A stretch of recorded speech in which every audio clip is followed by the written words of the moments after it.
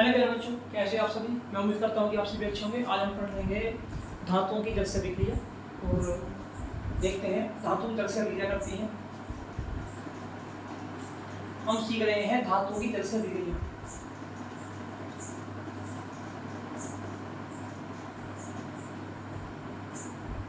धातुओं की जल से अभिक्रिया ये हमारी हेडिंग है और हम देखते हैं धातु जल से किस किस प्रकार रिएक्शन करती हैं। जैसे कि हम कोई धातु लेंगे, मैंने धातु ली और इसमें मैंने जल मिलाया। क्या मिलाएंगे? जल मिलाएंगे तो धातु ऑक्साइड प्राप्त होंगे। क्या प्राप्त होंगे? धातु ऑक्साइड। धातु ऑक्साइड मिलाएंगे, ऑक्साइड, और साथ में मिलेगी हमें हाइड्रोजन गैस, H2 ठीक है। इसी प्रकार जब धातु ऑक्साइड प्राप्त हो जाएंगे तो धातु ऑक्साइड लेंगे। अब धातु ऑक्साइड जल से रिएक्शन करेंगे। कुछ ही धातु ऑक्साइड ऐसे होते हैं जो जल से रिएक्शन करवाते हैं, कुछ धातु ऑक्साइड ऐसे होंगे जो जल से रिएक्शन करेंगे। यानी इन धातु ऑक्साइड के साथ हमने जल डाल दिया, यह प्राप्त होगा धातु हाइड्रोक्साइड। धातु हाइड्रोक्साइड ऑक्साइड प्राप्त होगा। ये हमारी रिएक्शन है, हमें इस पर चलना है। एक बार देख लेते हैं धातुओं की क्रिया जब जल से कराई जाती है तो धातु ऑक्साइड प्राप्त होती है और साथ में हाइड्रोजन गैस विमुक्त हो जाती है, निकलती है। जो प्राप्त धातु ऑक्साइड वहीं दिया गया है और उसमें जल मिला गया है। जैसी धातु ऑक्साइड जल से रिएक्शन करेंगी हमें धातु हाइड्रोक्साइड प्राप्त होगी। कुछ ही धातु ऑक्साइड होती है, कुछ ही धातु ऐसे होती हैं जो जल से रिएक्शन कर पाती है और धातु हाइड्रोक्साइड बना पाती है। सभी नहीं होती लेकिन कुछ होती है। तो ये मैंने बताइए आपको टेबल के द्वारा। अब आगे चलते हैं कि धातुओं की जल से रिएक्शन। हमारी हेडिंग है पहली,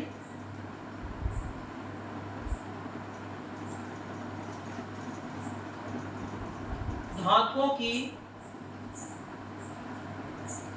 जल से क्रिया। तो हमारी हेडिंग है धातुओं की जल से अभिक्रिया। हमारी हेडिंग ये है, हमारी जो मुख्य हेडिंग है वो ये वाली है, इसमें हम बात कर रहे हैं धातुओं की जल से क्रिया। जैसे कि पहली है, हम कोई धातु लेंगे, धातुओं की जल से क्रिया। जैसे कि मैंने ली Na धातु, इसमें मैंने जल डाल दिया। जैसे ही मैं सोडियम में जल डालता हूं तो मुझे क्या प्राप्त होता है? NaOH प्राप्त होता है, NaOH प्राप्त होता है और साथ में हाइड्रोजन गैस भी मिलती है। दूसरी देखें, ये अधिक रिएक्शन धातु है। ये वो धातु है जो जल से जल्दी से क्रिया कर लेती है। सही है। जैसे कि Na हो गया और उसके बाद आप करिए Na के बाद आप ले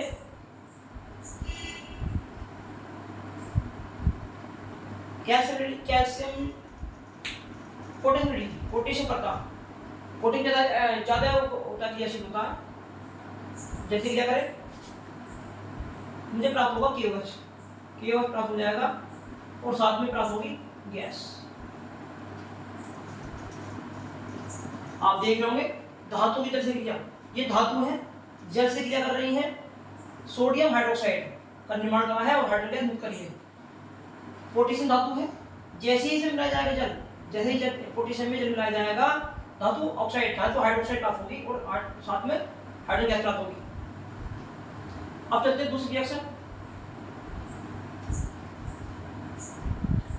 ये थी धातुओं किससे जल से अभिक्रिया। ये वो है जो ठंडे जल से शीतल जल से आसानी से क्रिया कर लेती हैं। ये ठंडे जल से क्रिया करती हैं, ठंडे जल से क्रिया करने वाले धातु हैं, दोनों ही धातु ठंडे जल से क्रिया करने वाली है, ये ध्यान रखना है आपको, जो आसानी से ठंडे जल से क्रिया करके और उनके ऑक्साइड और हाइड्रोजन गैस मुक्त करती है।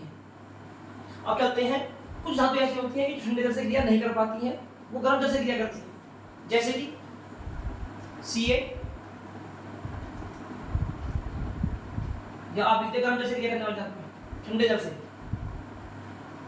ये ठंडे जल से, ठंडे जल के साथ। अब है धातुओं की जैसे क्रिया, धातुओं की गर्म जल से क्रिया, गर्म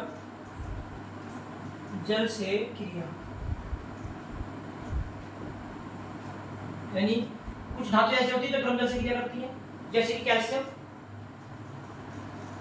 कैल्शियम लिया, इसमें मैंने मिला दिया जल, H2 मिला दिया, तो मुझे प्राप्त होने वाला है CaOH का होल 5 और साथ में हाइड्रोजन गैस प्राप्त होगी। और दूसरा है Mg, और ये जल रहा है इसमें Mg में, हमें प्राप्त होगा MgOH का होल 5 और गैस। अब मैं आपको बता दूं,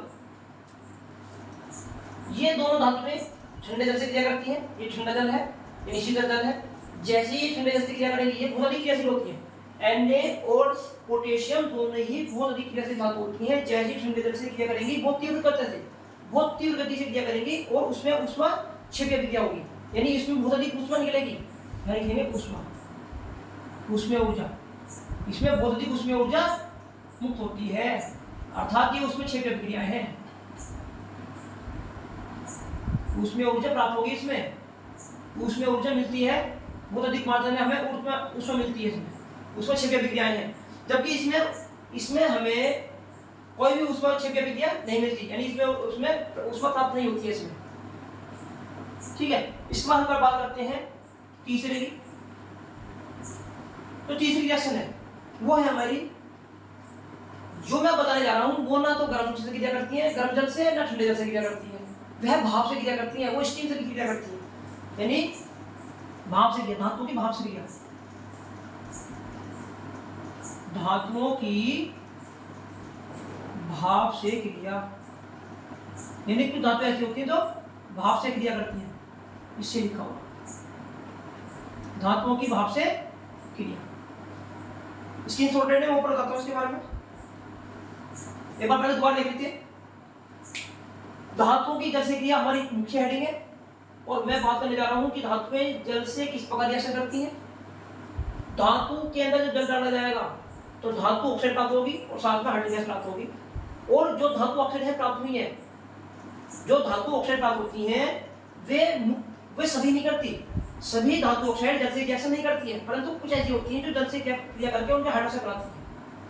ठीक है, अब बात करते हैं पहली रिएक्शन की, धातुओं की जल से क्रिया यानी ठंडे जल से क्रिया। जैसे कि सोडियम और पोटेशियम दोनों ही ठंडे जल से क्रिया करेंगी और उनके हाइड्रोक्साइड बनाएंगी और हाइड्रोजन गैस मुक्त करेंगी, और दोनों ही इन हाइड्रोजन गैस को मुक्त करने के बाद ये हाइड्रोजन गैस इतनी तीव्रता से निकलती है कि ये गलन से बुलाती है और बहुत अधिक ऊष्मा हमें प्राप्त होती है, बहुत अधिक ऊष्मा में मिलने वाली होती है। अब आइए सेकंड, धातुओं की गर्म जल से क्रिया। ये धातुएं ऐसी होती हैं जो गर्म जल से क्रिया करती हैं, ये ठंडे जल से क्रिया नहीं करती हैं, ये नॉर्मल जल से मान लीजिए, ये ठंडे गर्म जल से क्रिया, ये केवल गर्म जल से क्रिया करती हैं, और जैसे ही गर्म जल से क्रिया करेंगी तो उनके हाइड्रोक्साइड बनाएंगी, यानी CaOH और हाइड्रोजन को मुक्त करती हैं। Mg है, H2 से क्रिया कर रहा है, ये भी मैग्नीशियम हाइड्रोक्साइड बना रहा है और हाइड्रोजन गैस मुक्त कर रहा है।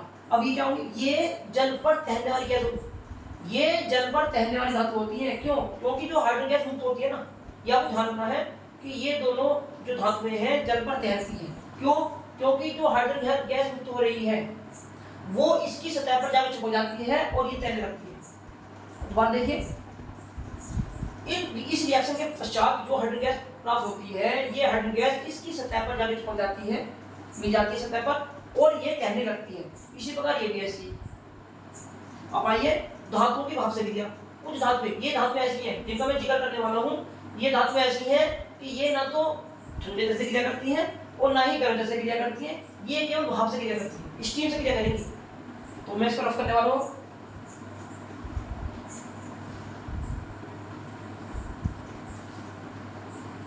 यानी हमारी हेडिंग है भाप से क्रिया, स्टीम से क्रिया।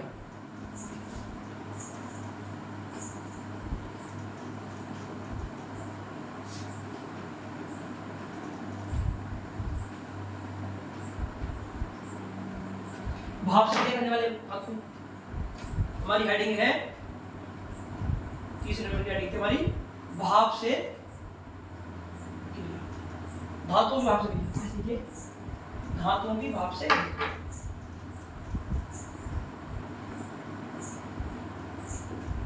धातुओं की भाप से, यानी कुछ मुख्य धातु ऐसी होती हैं जो कुछ धातु ऐसी होती है जो भाप से क्रिया कर लेती हैं, जैसे कि एल्युमिनियम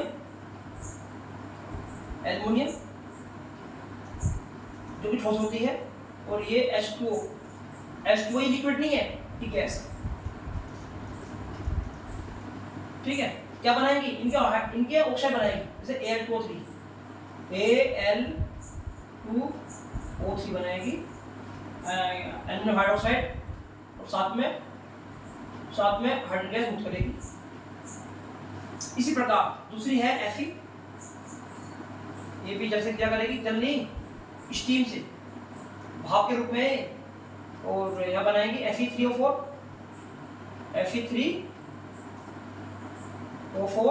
और साथ में हाइड्रोजन गैस रिलीज करेंगी। और जिंक भी है, यानी एल्युमिनियम और लोहा और जिंक इस प्रकार की धातुएं हैं जो भाप से क्रिया करती हैं और उनके हाइड्रोजन बनाती हैं और हाइड्रोजन को मुक्त करती हैं। अब हम चलते हैं, ये हमारी रिएक्शन थी। अब मैं आपको बताने चाह रहा हूँ इसके बारे में। देखो, भाप से अभिक्रिया, धातुओं पर भाप की अभिक्रिया और धातुओं की भाप से अभिक्रिया, यानी ये धातुएं हैं, ये मैंने डायग्राम बनाया हुआ है स्पेशल इन्हीं के लिए, और यहाँ मैं आपको सिखाना चाह रहा हूँ चित्र के माध्यम से। देखिए ध्यान से, यहाँ पे मैंने लिया है क्वेश्चन नली ली हुई है, यानी टेस्ट ट्यूब ली हुई है। इस टेस्ट ट्यूब को मैंने जल से धोया हुआ है और इसके अंदर धातु डाली हुई है। जैसे ही हम इसको गर्म करते हैं, एक बर्नर लिया हुआ है, बर्नर के माध्यम से, ये बर्नर है, ये बर्नर लिया हुआ है। जैसे इस बर्नर के माध्यम से इस टेस्ट ट्यूब को गर्म करते हैं तो इसमें से भाप निकलती है, जो जल भाप, जो इस टेस्ट ट्यूब को हमने धोया हुआ है तो उसके द्वारा ही भाप निकलती है, स्टीम निकलती है, और वो स्टीम इस धातु से रिएक्शन करेगी। जैसे वो स्टीम धातु से रिएक्शन करेगी, उसमें से हमें प्राप्त होगी एक हाइड्रोजन गैस, यानी धातु हाइड्रोक्साइड प्राप्त होगी, और हम उसके साथ साथ एक हाइड्रोजन गैस भी प्राप्त होगी। धातु ऑक्साइड और हाइड्रोजन गैस प्राप्त होने वाली है। जैसे इसमें हाइड्रोजन गैस प्राप्त होगी, वो इस नली के द्वारा, निकास नली के माध्यम से होती हुई वो जाएगी इसके अंदर। ठीक है, और यहाँ मैंने एक टप लिया हुआ है, पानी का बर्तन लिया हुआ है, और इसमें मैंने एक जार, यानी गैस जार, ये गैस जार है, और इस गैस जार को मैंने उल्टा करके रखा हुआ है। जैसे ही मैं इस टेस्ट ट्यूब को जोड़कर इस गैस जार को उल्टा रखता हूँ तो इसमें से आने वाली जो हाइड्रोजन गैस है वो बुलबुले के रूप में ऊपर आ जाती है। और क्योंकि हाइड्रोजन गैस, क्योंकि आप सभी जानते होंगे कि हाइड्रोजन गैस पानी से हल्की होती है, तो वो जाकर इकट्ठी हो जाती है यहाँ पर, तो इस प्रकार हम हाइड्रोजन गैस भी प्राप्त कर सकते हैं। और ये हमारी एक रिएक्शन थी, मतलब एक पूरा सेटअप लगाया था मैंने समझाने के लिए आपको। तो धातु पर भाप की अभिक्रिया भी समझाई गई है। एक और बार देख लीजिए, ये एक टेस्ट ट्यूब है, टेस्ट ट्यूब को मैंने पानी से भिगाया हुआ है और अंदर इसमें धातु की छटा ली हुई है। जैसे ही मैं इस बर्नर के द्वारा इसे गर्म करता हूँ तो इसमें स्टीम निकलती है, भाप निकलती है। अब वो भाप की धातु से रिएक्शन करती है और उनके ये धातु उस भाप से क्रिया करने के बाद क्या बनाती है, धातु ऑक्साइड बनाती है, और साथ में हाइड्रोजन भी निकालती है, गैस बनाती है। वो जो गैस है, वो गैस इस निकास नली से होती हुई इस बर्तन में जाती है, और इस बर्तन में पानी भरा हुआ है, और पानी के ऊपर एक गैस जार उल्टा करके रखा हुआ है, जिससे आने वाली जो हाइड्रोजन गैस होगी वो बुलबुले के रूप में ऊपर आके इकट्ठी हो जाए। और क्योंकि हम जानते हैं कि जो हाइड्रोजन गैस होती है वो पानी से हल्की होती है, तो जाकर यहाँ पे इकट्ठी हो जाएगी, तो हम ये हाइड्रोजन गैस प्राप्त हो जाएगी। और हमने सीखा है इसमें धातुओं की भाप से अभिक्रिया, जैसे कि तो ये रिएक्शन है इसकी, एल्युमिनियम हो, Fe हो या जिंक हो, ये तीनों धातुएं जो कि ठंडे जल से क्रिया नहीं करती, गर्म जल से क्रिया नहीं करती, ये केवल भाप से क्रिया करती है, स्टीम से क्रिया कर लेती हैं और उनके ऑक्साइड बनाती है, इनको ऑक्साइड बनाती है और साथ में हाइड्रोजन गैस मुक्त करती है। और ये वो वाली हाइड्रोजन गैस है जो हमें यहाँ प्राप्त हुई है, जो इससे होती हुई यहाँ पर हमें मिल रही है वो हाइड्रोजन गैस वाली है। तो मैं उम्मीद करता हूँ कि यहाँ पर समझ आया होगा। चलो मैं एक चीज बताता हूँ आपको, धातुओं की क्रियाशीलता मैं थोड़ा जिक्र करने वाला हूँ, धातुओं की क्रियाशीलता के बारे में कई और बताता हूँ आपको।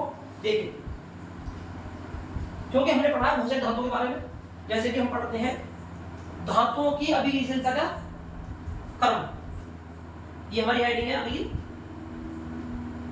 नेक्स्ट, धातुओं की क्रियाशीलता का अवरोही क्रम, अवरोही क्रम, यानी पहले मैं लिखूंगा सबसे अधिक क्रियाशील धातुओं के बारे में। जैसे कि पहले सबसे अधिक क्रियाशील होती है सोडियम Na, पानी से बहुत जल्दी रिएक्शन करती है, बहुत जल्दी और बहुत तीव्र गति से क्रिया करने के बाद बहुत ऊष्मा भी प्राप्त करती है। इसके बाद है हमारा पोटेशियम, दोनों ही ठंडे जल से क्रिया करती है।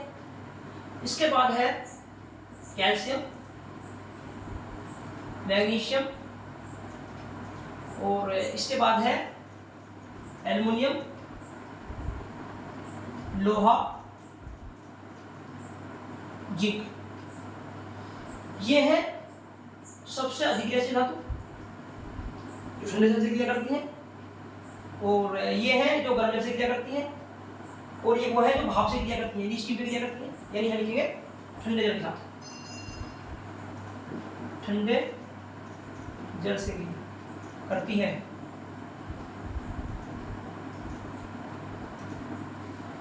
ये गर्म जल से क्रिया करती है, ये नॉर्मल जल हो, गर्म जल या नॉर्मल जल या नॉर्मल जल, नॉर्मल जल अंदर लिख दीजिए, नॉर्मल जल से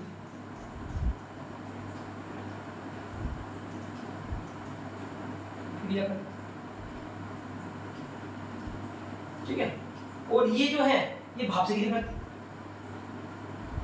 भाप के साथ क्रिया करती है। और कुछ धातु ऐसी होती हैं, थोड़ा सही लिख देता हूं, क्रिया है। कुछ धातु ऐसी होती हैं जो किसी से भी क्रिया नहीं करती, ना तो ठंडे जल से क्रिया करेंगी, ना गर्म जल से क्रिया करेंगी, और ना ही भाप से क्रिया करेंगी। उनका भी मैं जिक्र कर देता हूं। उनका जिक्र इस प्रकार है, वे हैं आपकी जैसे जो भाप से क्रिया नहीं करती, जो जल से क्रिया नहीं करती, ठंडे जल से क्रिया नहीं करती, किसी भी से क्रिया नहीं करेंगी, वो है हमारी जैसे कि कॉपर, पहले शीशा लिख दिया, लेड लिखिए, शीशा Sb, और लेड है, कॉपर है, और Ag है, इसके बाद Au है, ओरम, ये सिल्वर हो गया, ये ओरम हो गया, और पार Hg। ध्यान रखना, शीशा, कॉपर और सिल्वर, सोना और पारा, ये किसी से कोई क्रिया नहीं करती हैं, किसी भी जल से कोई रिएक्शन नहीं करती है, ठीक है, ये निष्क्रिय होती है, कोई क्रिया नहीं करती। यानी इसको आप ध्यान रख ले, ये कोई क्रिया नहीं करती, जल से जल के साथ कोई क्रिया नहीं करती है। तो ये मेरा टॉपिक था धातुओं की क्रियाएं, धातुओं की जैसे रिएक्शन के बारे में मैंने बताया, और जितनी भी समझाया आपको, मैं उम्मीद करता हूँ कि ये आपको समझ आया होगा। अगर ये वीडियो आपको समझ आती है तो मेरे चैनल को लाइक करें, सब्सक्राइब करें, कमेंट करें, और यदि आपकी कोई समस्या है तो उसे कमेंट में लिखकर भेजें, ठीक है, जिससे मैं उसके समाधान कर सकूँ। तो अब मैं उम्मीद करता हूँ कि आपको समझ आ गया होगा। इसी के साथ मैं अपनी वीडियो समाप्त करता हूँ, और कमेंट में जरूर लिखें, कमेंट ये वीडियो आपको कैसे लगी है इसमें कमेंट में जरूर बताएं, और सब्सक्राइब जरूर करें। Thank you.